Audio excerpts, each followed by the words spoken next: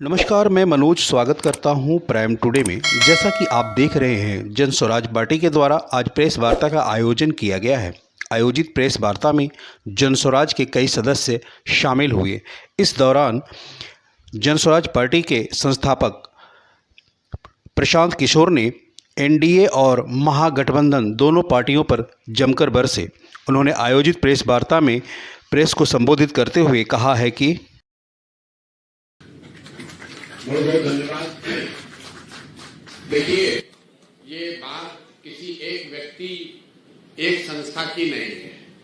बिहार में जो कानून के रक्षक हैं, जिनके कंधों पर ये जिम्मेवारी है कि कानूनी व्यवस्था बनी रहे, कैसे वो लोग सरेआम कानून का उल्लंघन कर रहे हैं और किसी परिवार का, किसी व्यक्ति का, किसी संस्था का जो प्रॉपर्टी है, जो मेडिकल कॉलेज है, उसको न सिर्फ कब्जा कर लिया, उसको 25-30 बरस से अपने कंट्रोल में रखे हैं।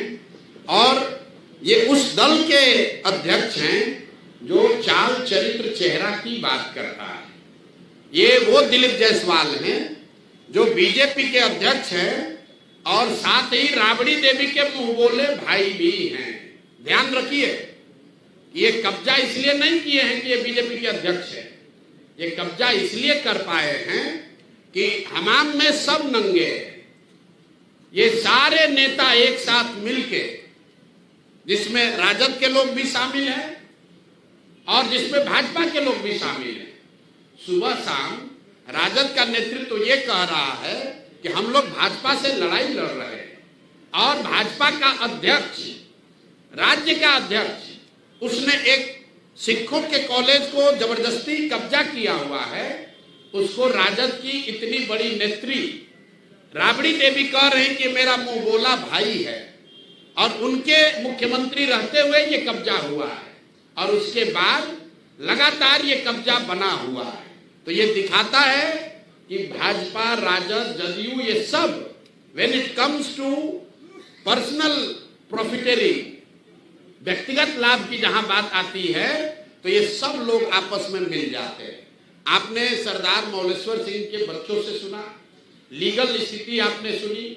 भाई, जो व्यक्ति उस कॉलेज में क्लर्क भी बाद में बने, पहले जो लोगों ने कॉलेज को शुरू किया उसके हेल्पर थे, फिर कॉलेज में क्लर्क बने, फिर उसके बाद वहीं पर एडमिनिस्ट्रेटर बने, फिर उन्होंने ट्रस्टी जो था उसी को हटा दिया, खुद ही मैनेजिंग ट्रस्टी या डायरेक्टर बन गए, अपने बेटे को ला दिया, अपने बहू को डाल दिया और जो लोग भी ओरिजिनल बनाने वाले थे सबको हटा दिया। उन्होंने जो किया ये तो बहुत गंभीर विषय है, लेकिन आपके हमारे लिए गंभीर विषय ये है कि बिहार में 25 साल से ये चीज चल रहा है।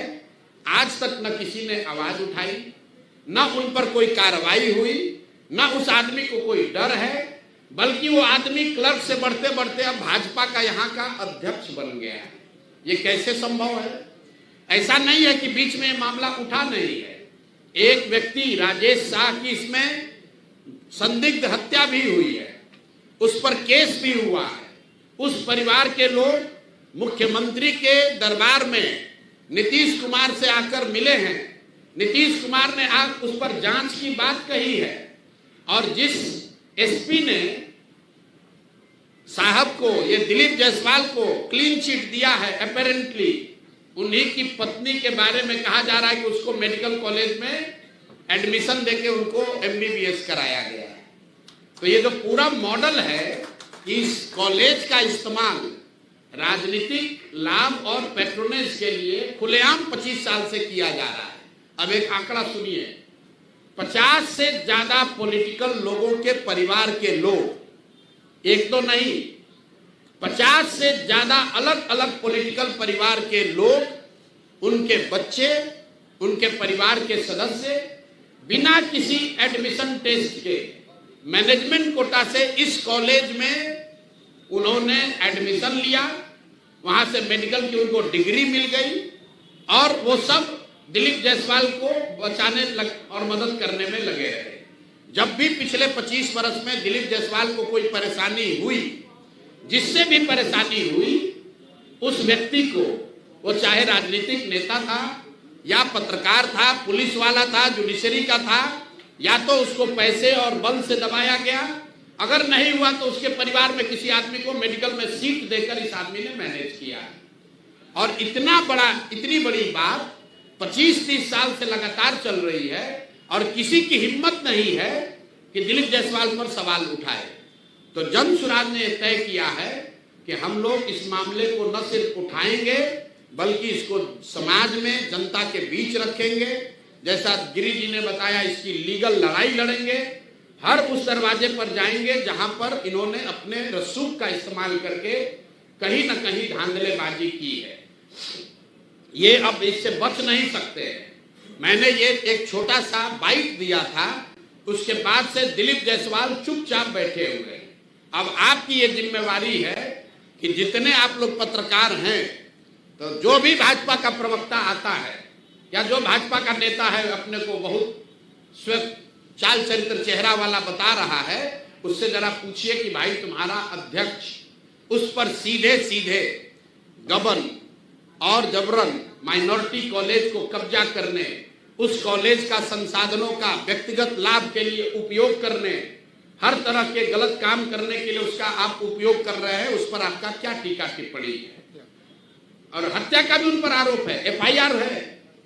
राजेश शाह के हत्या का एफआईआर है बजाप्ता साहब पर। वो डिटेल आज नहीं दे रहे, हमको मालूम है। अभी ये लोग हल्ला मचाएंगे तो अगला प्रेस कॉन्फ्रेंस में आपको वो भी डिटेल देंगे कि जो मैंने आपको बताया कि एक जो संदिग्ध हत्या हुई है, इनके साथ रहने वाले व्यक्ति की, राजेश शाह की, उसकी बहन, उसके भाई, उसके माँ, वो 20 वर्ष से दौड़ रहे हैं, इंसाफ की मांग कर रहे हैं। अभी तक उस पर कोई कार्रवाई नहीं हुई है।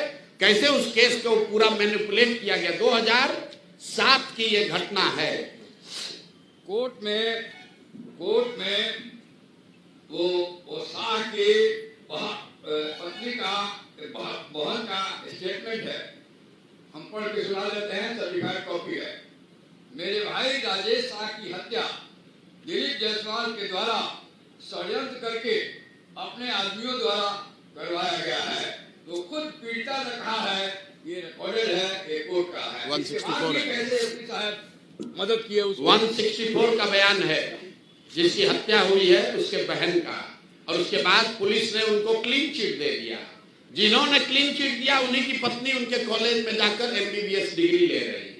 अब आप देख लीजिए, जहां से कोर्ट से रिलीफ मिला है, जिन्होंने कोर्ट से रिलीफ दिया है उनको क्या बेनिफिट मिला है, ये भी आपको आगे बताएंगे।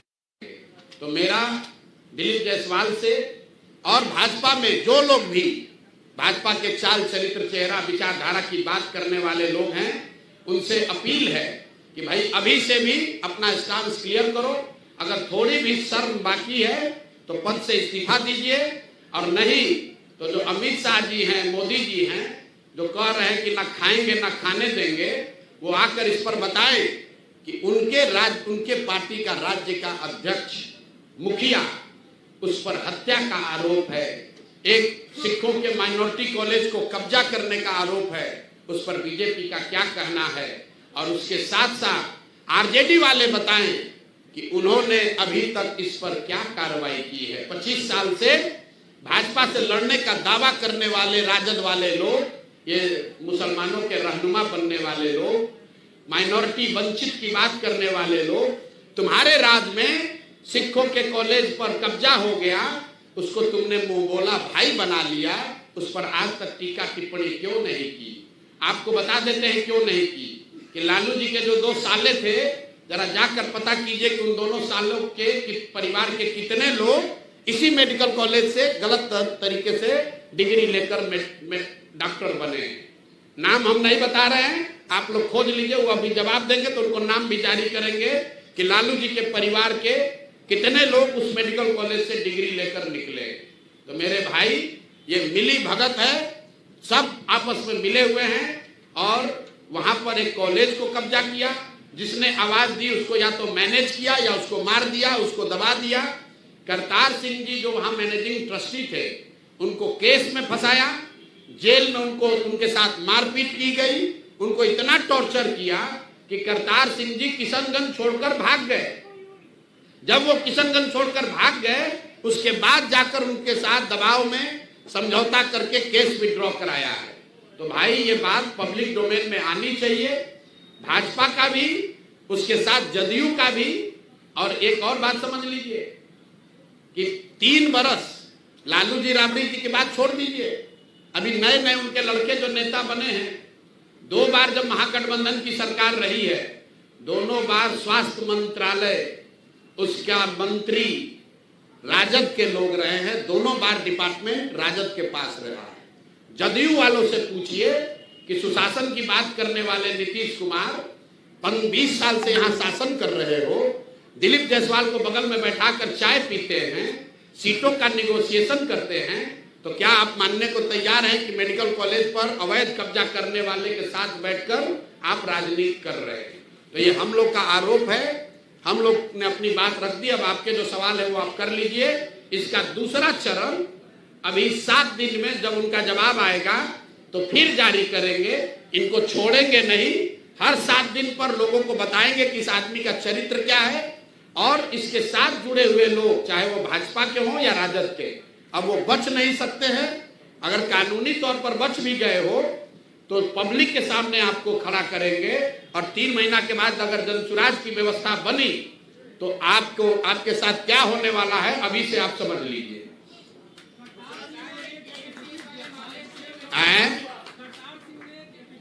देश विदेश की अपडेटेड खबरों के लिए प्राइम टुडे देखते रहिए और प्राइम टुडे को सब्सक्राइब, शेयर और लाइक अवश्य करें।